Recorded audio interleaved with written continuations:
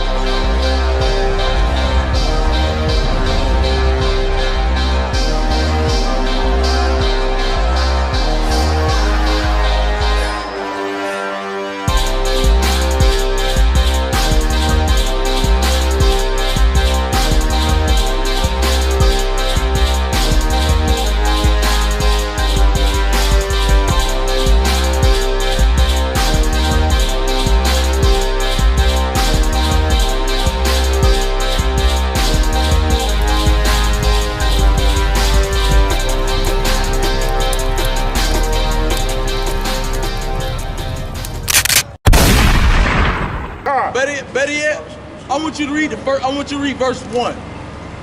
This is Christ speaking. This is Matthew, the 5th chapter. This is Christ speaking. I want everybody to know that. Read that when you're ready, brother. Start at verse 1. The book of Matthew, chapter 5, verse 1.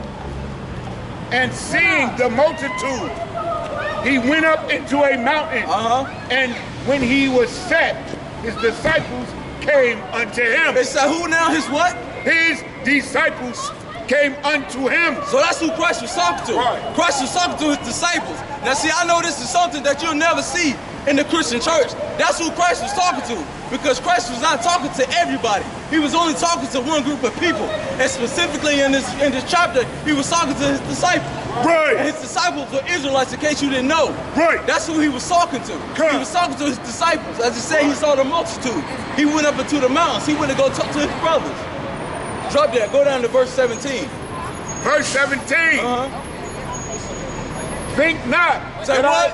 Think not. One more time. Think not. Christ was telling them to think not. You know what? You know what? You know what Christ was telling them to think not? He was telling them to think not because the same thing that was being pushed to them.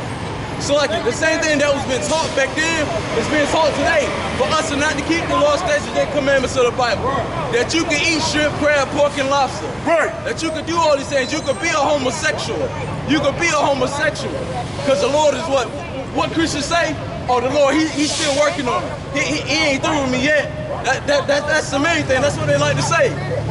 He ain't through with me yet. He's still dealing with me. As Steve Harvey like to say, he's still working on me. He ain't through with me yet. Go ahead, brother. Keep reading.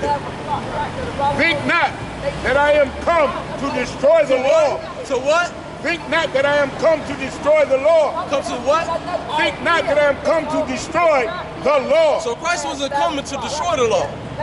Now, for all y'all Christians that's out there that's listening right now, or later on YouTube or whatever, online listening, this is in the New Testament now. So I don't want to hear none of that. Oh, that's in the Old Testament. This is in the New Testament. This is Christ speaking. Right.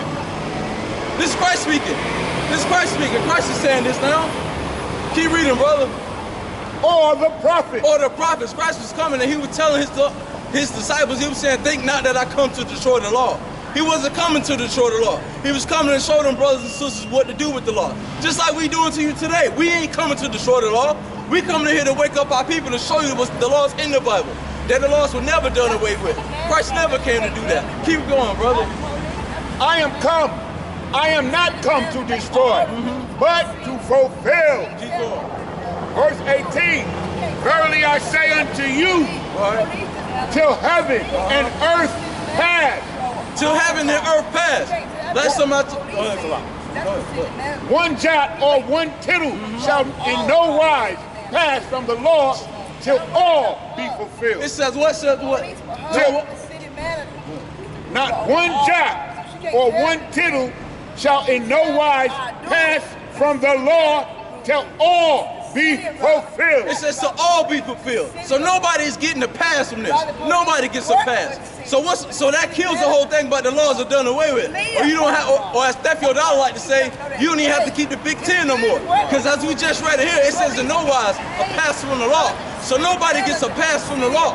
So if nobody's getting a pass from the law, how are you now? This is what I want to ask Steph Yodala. How you now no longer have to keep the Big Ten, as they like to call it? How you no longer have to keep the laws of the Bible? As we just read it here. Nobody gets a pass from the law. And you know what? I heard somebody else say this not too long ago. She don't have no jurisdiction right here. Somebody had said this not too long ago. There's too many laws in the Bible. It's over 600 something laws in the Bible. There's too many laws in the Bible for us to keep. It's just too much, man. It's just too many laws in the Bible to keep. Well, let me ask you this question. What law in the Bible can you not keep? Let me ask that question. Like, show me a law right now. I want somebody to come up here to the camera. I want somebody to come up here, stand right in front of here on camera. Come and show me what law in the Bible. Hold this up so they can see. Show me what law in the Bible, for some reason, you just can't keep. Like, what's the problem? You don't know how to stop being a homosexual? And don't get me wrong. Don't get me wrong, because some brothers and sisters, that's a demon. So some brothers and sisters may have an actual issue with something like that, or smoking weed, or alcoholism. Not that alcohol is unlawful, but I'm just saying some brothers and sisters may have an issue, and that's a demon that you got to deal with. That's just all that is. You just need to get counsel. But show me right now a law in the Bible for some reason that you just cannot keep. I'll tell you one thing. She might make it bad. Let me tell you something, because that's a poor excuse. To say that there's too many laws in the Bible for you to keep, that's a poor excuse. And I'm going to tell you why it's a poor excuse. There's 600 plus laws in the Bible, right? 600 something plus laws in the Bible. But you say there's too many laws in the Bible for you to keep. Well, let me ask you this question. How many laws are in America? Let me ask you that. How many laws? How many laws are in America? Just America. How many laws of the land? Not even America. How many laws are in the state of North Carolina? Let me just start there. How many? Hundreds, right? Thousands, right? It's too many. You can't count. But for some reason, you seem to keep those laws. Come on now, I don't want to hear that. So what are we trying to say? We got more respect? We got more respect for our oppressors than we do the Bible? Is that what we saying? So you can keep the law of the land, but you can't keep God's laws? What are you saying? What are you really saying now? Come on now. I'm talking to your Steph Yodalas and your TD takes. And why? And look, and let me say something. Why I call them TD takes and Steph Yodalas is because they deceive our people. That's why I call them. I'm gonna call it lie. You told that Go ahead, brother. You just want to come and move. That means you don't need to be here because you said you for black. Think not that I am come to destroy the law or the prophets. I am not come to destroy, but to fulfill. But to fulfill. Christ is coming here to do what? What was Christ coming here to do? Christ is coming here to fulfill. And what was he talking about?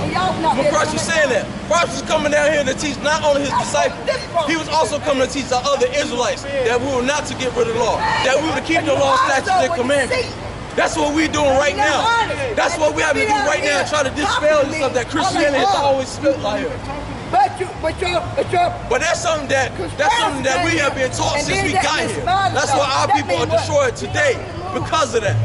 Enjoy that, brother. Read verse 18. For verily I say unto you, till heaven and earth pass, one jot or one tittle shall in no wise pass from the law, shall all be fulfilled. Till heaven and earth pass. Last time I checked, the earth is still here. We still walking on the ground right now, are we not? Are we not? So we still to keep this law. We are still to keep this law. Nobody gets a pass from that. Nobody gets a pass from that law at all. Drop down to 19, brother. Read that when you're ready. Verse 19. Nobody gets a pass from the law. Verse 19. Whosoever therefore shall break. Hold on 1 second. 1 second. Read that from the top. What's that word? Whosoever. One more time. Whosoever. Whosoever. Now this is that word that a lot of Christians get caught up in. They hear that word whosoever and they think it's talking about everybody. But that's why I had to brother read the first verse so you know specifically who Christ was talking to. He was talking to his disciples at that time, the Israelites. So when we read the word whoever in the Bible, whoever ain't talking about literally whoever, anybody. It's only talking about a fellow Israelite, a so-called black, Hispanic, Native, Indian man or woman. That's what it's talking about because the laws only apply to us. So when it's talking about whosoever, it's only talking about a black or Hispanic, Native, Indian brother or sister. Keep reading, brother. Therefore shall break one of these least commandment. Shall break one of the least commandments. Now, what is it talking about? When it says least commandment, what is it talking about? What does it mean by least commandments? Least commandments, for example, maybe not necessarily killing somebody, maybe not killing somebody or committing murder, but maybe doing something which would seem simple at eating some pork or some shrimp or some crab. The Bible says what now? I'll show you who I am. Therefore shall break one of these I deal with y'all. The least commandment. So brother, maybe you didn't commit an act of sin by killing somebody, but maybe you decided to eat that sausage biscuit, that pork, that ham sandwich, or you ate some crab legs or something like that. Yeah, you may not have killed nobody, but you went and ate some crab legs or something like that. The Bible is saying what now? Well, whosoever therefore shall break one of these least commandments and shall teach men so. And shall teach men so. What does that mean? And shall teach men so. Well, let me ask you something. Who's teaching men to do so? Right. Who's teaching men and women to break God's laws? Right. Who's doing that? Your TD takes and your theft your dollars. Right. Cause theft your dollar, there was a video that I saw not too long ago where he said you ain't even have to keep the Big Ten. You ain't even gotta keep the commandments no more. So when you read scriptures like this, and it's talking about who shall teach men so, it's talking about them false leaders, them false prophets. It's talking about your TD takes and your theft your dollars, and your Pastor Woodens up here in Raleigh, North Carolina. What's the name of your upper room? The upper room. Upper room, that's the name of the church right there. That's what it's talking about. It's talking about those men and women that are teaching our brothers and sisters that you don't have to keep the laws of the Bible. And as a matter of fact, and let me give you a prime example. I'm not trying to make a personal attack, but this is the problem. You see what happened right now? We got our own people trying to come up against us at the camp. This is what happens when you have these false prophets teaching our brothers and sisters that you don't have to keep the law. That you don't have to keep the law. You know what? Teaching that you don't have to keep the laws and you don't have to listen to a man.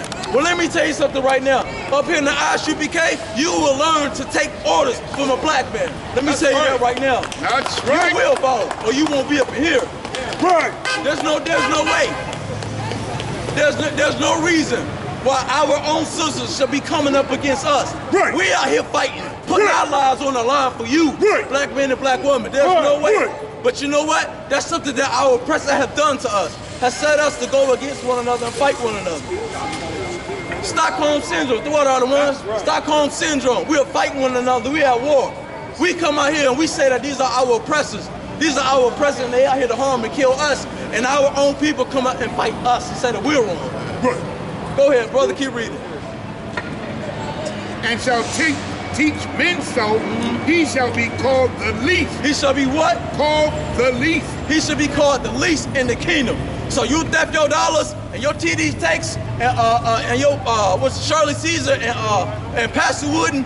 You guys may seem great and mighty right now in the world, but you best believe when Christ come back, you're gonna be the least in the kingdom. That's right.